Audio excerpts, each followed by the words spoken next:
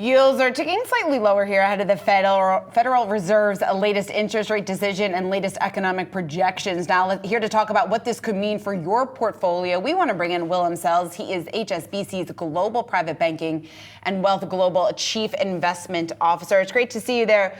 Willem, so how are you thinking about what we are going to hear from Fed Chair Jay Powell, and will it at all affect your strategy here going forward? Obviously it will be interesting to watch, more the language rather than the action. I don't think the Fed will do anything, at this meeting. We still think they will start to cut in June, but the language is obviously very important because the market has been reassessing, how many rate hikes we exactly are going to get this year and starting when.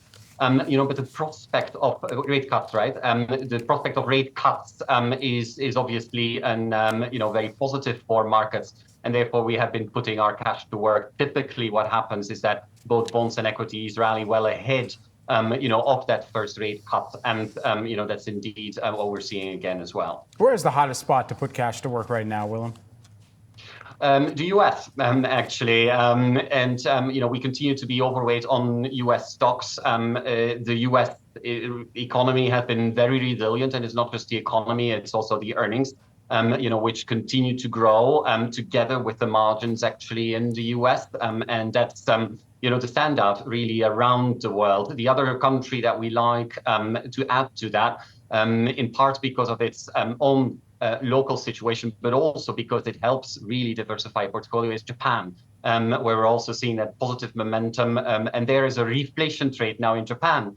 Actually getting a little bit of inflation is a good thing. And that's, why we also have an overweight on Japan. It's interesting, based on some of the FactSet analysis of the earnings that we've seen so far this quarter for Q1 2024, this is looking forward then in current quarter analysis, 78 S&P 500 companies issuing negative EPS guidance, 32 issuing positive EPS guidance. When you think about ultimately what companies are trying to get ahead of and trying to spell out to investors, why in this case is the hotspot U.S. equities and on the back of some of the guidance and some of the earnings that's expected?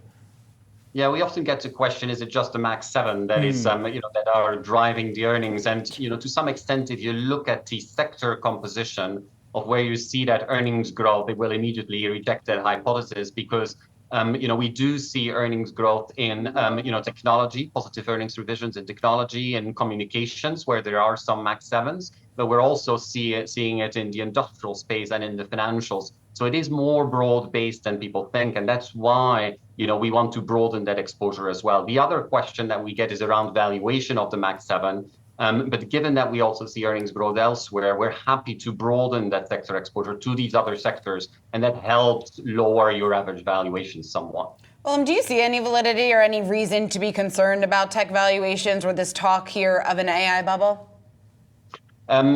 AI, in my view, is going to spread. Whatever client that I talk to, and obviously we have many business owners amongst our clients, every single business owner tells me that they're using AI to some extent already. Sometimes it's marginal, but in many cases, it's already actually reasonably substantial in the area of ordering and inventory management, but also logistics, their client servicing and so on. So I do think this is something that is really going to come and going to spread from those that handful of companies that so far are benefiting to a much broader area. And that will lead to productivity gains, which to some extent you're starting to see already. And in that productivity gains, how does that pass through as well from your estimation to profitability gains as well? Yeah, so as you have that productivity gains, you become, with the same number of workers. I don't think, by the way, that there will be huge layoffs on the back of this. So that's the positive news. But with the same amount of workers, you get that AI that acts as a co-pilot, if you want, or a helper to those workers to make them more productive. That leads to more output at the same, labor market costs. Therefore increases earnings, and that helps the earnings growth and therefore ultimately the stock market. Well, while we have you, I got to ask you about the moves that we've seen within crypto right now, because Bitcoin obviously surging, then we've seen a pullback here today. And bring that up just in terms of the risk perspective or risk appetite that we're seeing from investors right now. How are you looking at the investor interest within crypto and factoring that into where you are seeing some of the opportunity within the market?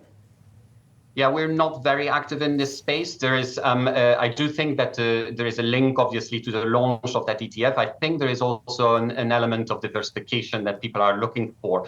That diversification we find, across also traditional asset classes. So how we are dealing with it, is to make sure that we have both bonds and equity. It's easier now to hold bonds with the interest rates and the yields, much more attractive than a few years ago.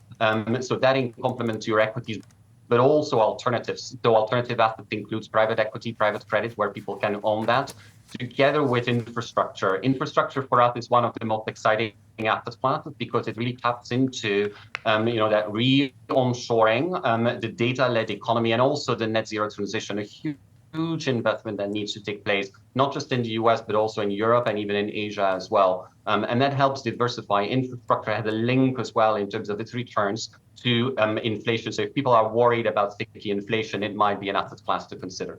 Willem Sels, who is the HSBC Global Private Banking and Wealth Global Chief Investment Officer. Willem, thanks so much for taking the time today. Real pleasure.